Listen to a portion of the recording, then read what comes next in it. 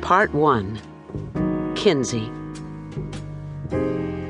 Introduction.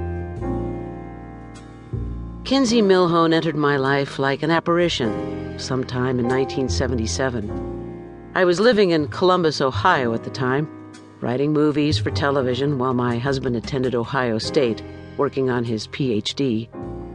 She arrived by degrees, insinuating herself with all the cunning of a stray cat who knew long before I did that she was here to stay. The name came first. The Kinsey I spotted in a copy of The Hollywood Reporter in the little column announcing births. A couple in Hollywood had named their infant daughter Kinsey, and the name leapt out at me. Millhone was probably the product of a finger stroll through the telephone book or a random matching process, wherein I tried various syllables and rhythms until I found one that suited me. I should note that the novels are set in the 1980s because of the decision I made at the time to have Kinsey age 1 year for every 2.5 books. In A is for Alibi, she's 32 years old. 30 years later, in V is for Vengeance, she's 38.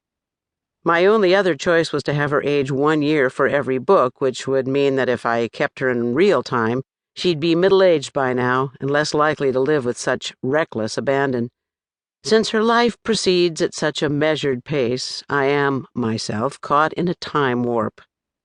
One obvious consequence of this same decision is that many of the technological advancements in the forensic sciences, and most certainly innovations in communications, are nowhere in evidence. No internet, no cell phones, little DNA testing. This means she's forced to do her sleuthing the old-fashioned way, which better suits her personal style and the needs of the narrative.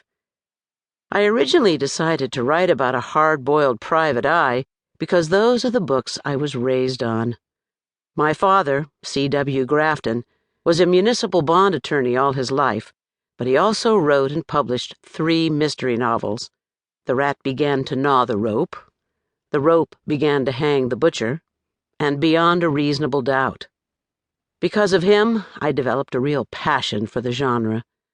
I elected to write about a female protagonist at the outset because I'm female. Hot news, huh? And I figured it was my one area of expertise.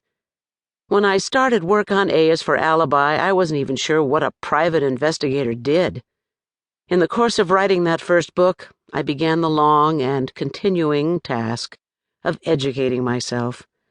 I read books on forensics, toxicology, burglary and theft, homicide, arson, anatomy, and poisonous plants, among many others.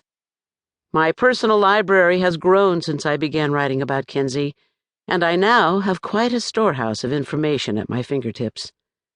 The cases I write about are invented, though some owe their inspiration to tidbits gleaned from the crime section of my local newspaper, which I clip from almost daily.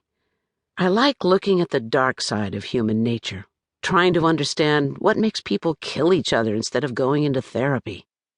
In my soul, I'm a real law and order type, and I don't want people to get away with murder.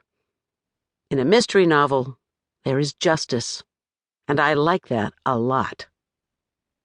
Kinsey is my alter ego, the person I might have been had I not married young and had children. The '68 VW she drove, until G is for Gumshoe, was a car I owned some years ago. In H is for Homicide, she acquires the 1974 VW, which sat in my driveway until I donated it as a raffle item for a local theater group. The lucky ticket